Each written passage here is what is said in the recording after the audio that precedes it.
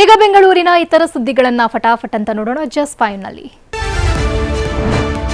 ರಾಜ್ಯದ ಮನೆ ಮನೆಗೆ ಶಾಶ್ವತ ಪ್ರಮಾಣ ಪತ್ರ ಮತ್ತು ಜಾತಿ ಪ್ರಮಾಣ ಪತ್ರಗಳನ್ನು ವಿತರಿಸುವ ಅಭಿಯಾನ ಇಂದಿನಿಂದ ಆರಂಭವಾಗಿದೆ. ಸಿಎಂ ಡಿಕೆ ಈ ಅಭಿಯಾನಕ್ಕೆ ಚಾಲನೆ ನೀಡಿದ್ದಾರೆ. 4 ವಿಧಾನಗಳ ಮೂಲಕ ಜನರು ಪ್ರಮಾಣ ಪತ್ರವನ್ನು ಪಡೆಯಬಹುದಾಗಿದೆ. ಮನೆ ಮನೆಗೆ ವಿತರಣೆ ಜೊತೆಗೆ ನಾಡ ಕಚೇರಿ ವೆಬ್ಸೈಟ್, ಹೋಬಳಿ ಮಟ್ಟದಲ್ಲಿ ಸಹಾಯ ಕೇಂದ್ರಗಳು, ವಾಟ್ಸ್ಆಪ್ ಮೂಲಕವೂ ಪ್ರಮಾಣ ಪತ್ರವನ್ನು ಪಡೆಯುವ ವ್ಯವಸ್ಥೆ ಕಲ್ಪಿಸಲಾಗಿದೆ. ವರ್ತೂರಿನ ಪಣತ್ತೂರು ಬೆಳಗೆರೆಯ ಶೆಡ್ನಲ್ಲಿ ನೇಪಾಳ ಮೂಲದ ಮಗನೊಬ್ಬ ತಂದೆಯನ್ನ ಕೊಂದಿದ್ದಾನೆ. ಮದ್ಯದ ಅಮಲಿನಲ್ಲಿ ರಾಡ್ನಿಂದ ಹೊಡೆದು ಚಂದ್ರ ಬಹದ್ದೂರ್ ಶಾಹಿಯನ್ನ ಪುತ್ರ ದ್ರೋಣ ಬಹದ್ದೂರ್ ಹತ್ಯೆಗೈದಿದ್ದಾನೆ. ಅಪ್ಪ ಮಗ ಇಬ್ಬರು ಸೆಕ್ಯೂರಿಟಿ ಗಾರ್ಡ್ ಆಗಿ ಕೆಲಸ ಮಾಡ್ತಿದ್ರು. ನಿನ್ನೆ ಜಗಳವಾಡಿ ತಂದೆ ಮೇಲೆ ದ್ರೋಣ ಹಲ್ಲೆ ಮಾಡಿದ್ದು ಚಿಕಿತ್ಸೆ ಫಲಿಸದೆ ಚಂದ್ರ ಬಹದ್ದೂರ್ ಪ್ರಾಣ ಬಿಟ್ಟಿದ್ದಾರೆ.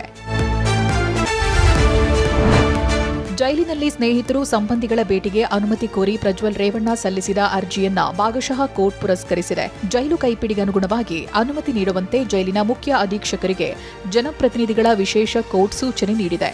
ಅನುಮತಿ ನಿರಾಕರಿಸಿದ್ರೆ ಅದರ ಮಾಹಿತಿ ಪ್ರಜ್ವಲ್ಗೆ ನೀಡಲು ಸೂಚನೆ ನೀಡಲಾಗಿದೆ. ಆಸ್ಪತ್ರೆಗಳಲ್ಲಿ ಬದಲಿಸುವ ಬೆಡ್ಶೀಟ್ಗಳ ಮೇಲೆ ವಾರದ 7 ದಿನಗಳ ಹೆಸರನ್ನ ಮುದ್ರಿಸಲು ನಿರ್ಧರಿಸಿದೆ. ಪ್ರತಿದಿನ ಆಯಾ ದಿನದ ಹೆಸರಿನ ಬೆಡ್ಶೀಟ್ ಮಾತ್ರ ಬಳಸಬೇಕು. ಇದರಿಂದ ಪ್ರತಿದಿನ ಬೆಡ್ಶೀಟ್ ದಿಂಬು ಬದಲಾಯಿಸುತ್ತಾರಾ ಅನ್ನೋದನ್ನ ಪತ್ತೆ ಹಚ್ಚಲು, ಸ್ವಚ್ಛತೆ ಮತ್ತು ಸೋಂಕು ನಿಯಂತ್ರಣಕ್ಕೆ ಇದು ನೆರವಾಗಲಿದೆ.